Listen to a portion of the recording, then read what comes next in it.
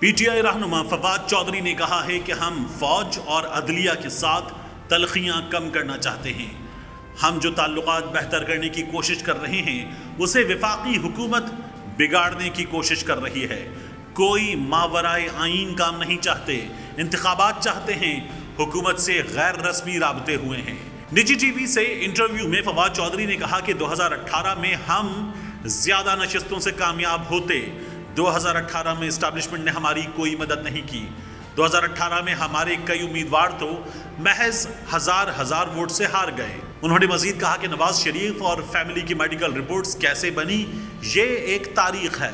2018 میں P T I election ہار رہی ہوتی تو کوئی ترین کے جہاز میں نہ بیٹھتا۔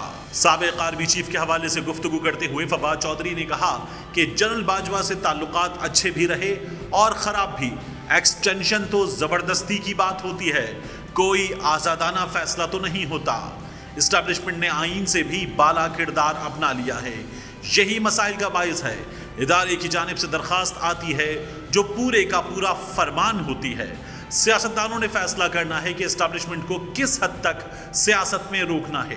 فواد چودھری نے کہا کہ یہ کہنا غلط ہے کہ پی ٹی آئی میں لوگ کسی کے کہنے پر شامل ہوئے۔ 2018 میں سب کو پی ٹی آئی میں کامیابی نظر آئی، اسی لیے لوگ آئے۔ اسلام آباد کے کچھ حلقے عبوری حکومت کے لیے تگ و دو کر رہے ہیں، اس پر بہت عرصے سے کام ہو رہا تھا اور ابھی بھی ہو رہا ہے۔ عمران خان کو اس طرح سے روکنا ملک کے لیے مناسب نہیں۔ زرداری اور نواز شریف چاہتے ہیں کہ وہ جائیں تو پیچھے عبوری حکومت چھوڑ کر جائیں۔ یہ چاہتے ہیں کہ عبوری حکومت غیر معینہ مدت تک رہے۔ انہوں نے کہا کہ ق لیگ انڈیپینڈنٹ پارٹی ہے، وہ اپنے فیصلے خود ہی کرے گی۔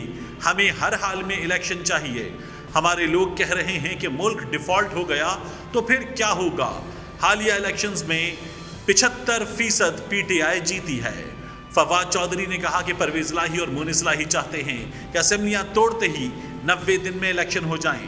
پرویز الہی اور مونس الہی یقین دہانی کرا چکے ہیں کہ ہم جب کہیں گے وہ اسمبلی توڑ دیں گے۔